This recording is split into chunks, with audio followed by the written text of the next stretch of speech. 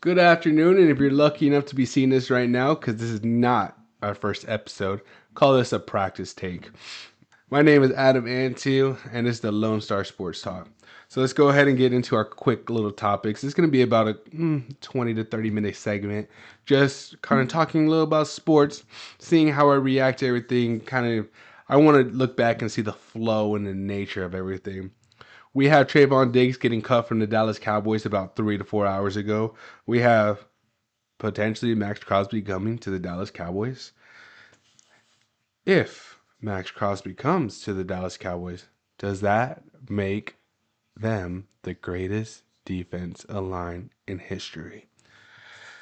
We have the Longhorns, two running backs transferring out with Wisner and Baxter, but the Florida man wants to be a Longhorn coming down to Austin, Jaden Bow. We have the Spurs going 0-2 to the Utah Jazz and the Cleveland Cavaliers after their heads got super big to the Oklahoma City Thunder. Let's get into it. We got Trayvon Diggs getting cut. Can you dig it? Bye-bye. You're gone, man. We cut him. With him coming back from that injury that he had, let's be honest, he was not the same. He was not the same. His numbers show it. The interceptions just weren't there. He wasn't the same ball hawk that we're used to. He was getting burnt on everything. And I don't mean burnt with, you know, by Devontae Adams or Puka Nacua. He was getting burnt by nobody. By nobodies. And I don't know if he just didn't come back from his injury 100% healthy. But it was terrible. This was not the same Trayvon Diggs. And all of a sudden, he goes on IR from a home injury. You got injured at home, you're on IR. Jerry and Stephen Jones would not come out and say why he was. At first, they said it was concussion. But a concussion turns into 4 to 5 weeks of being injured on the injury list? I don't know. Sounds to me like there's a lot of disagreements. I know that there was a rumor saying that Trayvon Diggs wants us to restructure his contract because he wants to stay a Cowboy. It looks like that's not happening. It also looks like the Cowboys might have enough money to re-sign Javonte Williams and George Pickens. Originally, we were only going to have enough money to sign one. But why now? Maybe it's because we cut somebody. Maybe the penalty for cutting Diggs wasn't as steep as paying him. And I'm good with that. I'm good with keeping George Pickens and Javonte Williams over Diggs any time of the day. Because our defense is okay. Especially if the Cowboys make this move. Hear it first. If the Cowboys make this move, they will be the greatest defensive line in the history of football. Let's think about this. Max Crosby, Quinnen Williams, and Kenny Clark on the same defensive line. And I think it's more probable than not. During the trade deadline, Max Crosby did not want to go anywhere. He made it very, very clear when the rumors started coming out about the Dallas Cowboys trading with Vegas. He made it very clear, I'm a Raider for life. Now, there's two different kinds of people in this sport. There's people who love the game, and there's the people who care about the money. And for example, if you look at Dak Prescott's interview asking about not making the playoffs and if he's going to sit out the rest of the next 3 weeks, his response was, "You pay me to play the game." They are getting paid millions and millions of dollars to play this game. Not to tank, not to lose games, to play and to win. The Vegas Raiders came out and said, "No, we're tanking. We're tanking. We want that number one spot." They want that kid from Indiana, who I think is going to be a bust. So they want the Indiana kid, and they're going to tank, and Max Crosby is pissed. He's mad. He's saying, "I want to compete," and they are refusing to let him play, saying that he needs surgery. Baloney, BS, bullcrap.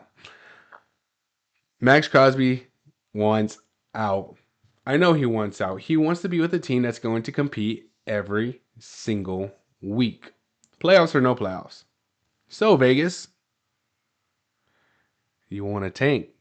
You want more draft picks? What if I said the Cowboys have 2 draft picks for you? I did read on Bleacher Report that the front runners are the 49ers and the Baltimore Ravens to get Max Crosby. But they don't have what we have. We have 2 first-round draft picks. You can take Odigizua. Take him. Take Odigizua and 2 first-rounders. Because there's not a single player in this draft class that is as talented and a future Hall of Famer type Max Crosby in this draft class. I guarantee you, this draft class, nobody will reach the potential of Max Crosby. Give away your draft picks. You go get Max. Any other team, you're telling me any other team right now, if Max Crosby was in this draft class right now, how he is right now, not a rookie, how he is, how he stands right now, you're telling me the first overall pick wouldn't take Max Crosby? Well, maybe not, because it's the Vegas Raiders and they really love this Indiana kid. That's why they're tanking. So, we got Max Crosby, Quinnen Williams, Kenny Clark, all signed and ready to go. Who you doubling?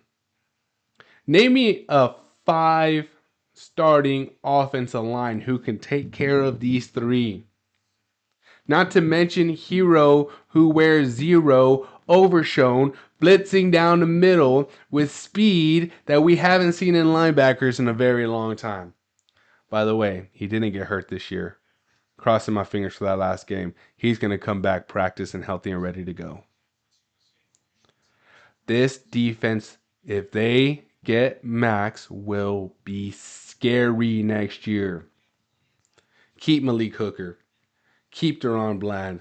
Keep Donovan Wilson. We don't need an elite secondary if we have these 3 with Overshown breathing down your quarterback's neck. And our run game, try to run against us. They're going to run away from Max Crosby's side. Okay, runs to the left, runs to the right, away from Max. And you got Overshown chasing you down.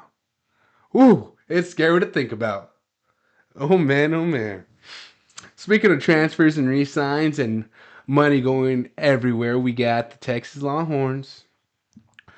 We have running back transfers.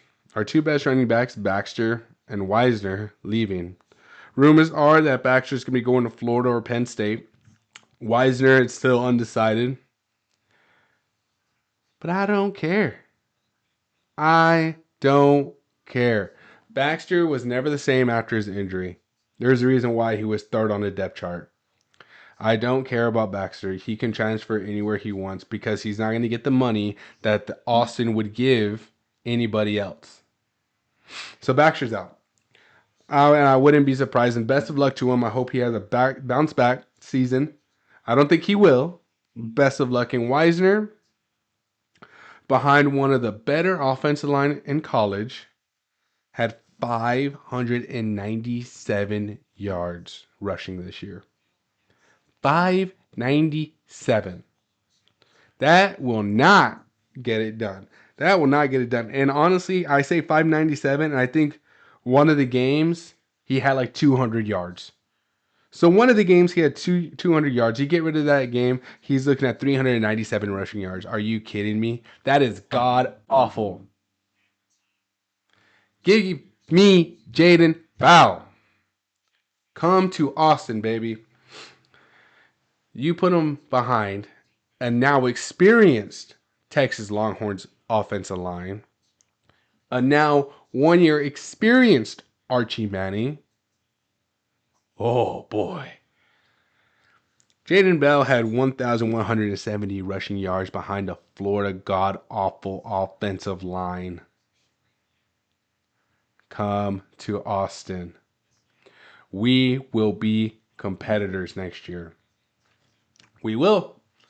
We will. We need a good running game. Our offensive line was young. I get it. They had a lot of mistakes, but you should have, behind that young offensive line, gotten more than 600 yards. Now we got looking into the San Antonio Spurs when their heads got so big playing in a Vegas Cup. Their heads got so big beating the Oklahoma City Thunder 3-0. Somebody needed to come punch them in the mouth. And I'm happy they punched them in the mouth. San Antonio Spurs lost to the Utah Jazz, who is 12 and 19. And before the Spurs, they were 11 and 19. You lost to the Utah Jazz. Okay. You didn't have De'Aaron Fox. All right, I hear it. Wemby's still on some kind of minute restriction. I hear it and get it. Fine. And, you know, your heads were high, so you had to come back down to earth a little bit. And you didn't have De'Aaron Fox. Fine. Then you come back the very next game and play the Cleveland Cavaliers, who were 18 and 16. They were 17 and 16 before the Spurs. Average team. And lost. Not only did they lose, I watched that game very closely. They were not anywhere near the Cavaliers the entire game. They couldn't get anything rolling. That was with De'Aaron Fox. So what does that mean for the Spurs? It means that we were right. We thought they were about a year or two away from really competing. I still think that's the truth. A team that's ready to compete for a championship does not lose to Utah Jazz and Cleveland Cavaliers. They don't. Those are games that you win. Don't get me wrong. They're going to make the playoffs. I thought they were going to make the play-in. They were going to be the 7th, maybe 8th seed going in. I don't think that. I think they're a little bit ahead of that. I will give them that. Maybe the 5th seed, 4th seed. They're not going to be the 1 seed. They're not going to be the 2 seed. That's going to go away. So don't be shocked if that happens. And I know everybody's going to lose their mind when they start losing games. It's going to happen. They're a young team. They're still a year or two away. They have the Atlanta Hawks first-round draft pick this year. Dylan Harper's going to evolve into an even better player. They'll win. Don't get me wrong. If they go in there and they play, I don't know, Golden State on the first round, I think they'll win the series. I do. I don't think Golden State can really keep up with them. If they play the Lakers first round, I do think that they could beat the Lakers first round. But that second round comes in, this team is not ready. They're not ready. Next year they'll be ready, but they're not ready this year. We're going to go ahead and conclude with that. Just a couple talking points that we had. A couple things that I wanted to say. The Longhorns, Spurs, Cowboys, and potentially the greatest defensive line. Thank you. Tell me what you think. This is a Lone Star Sports Talk. See you soon.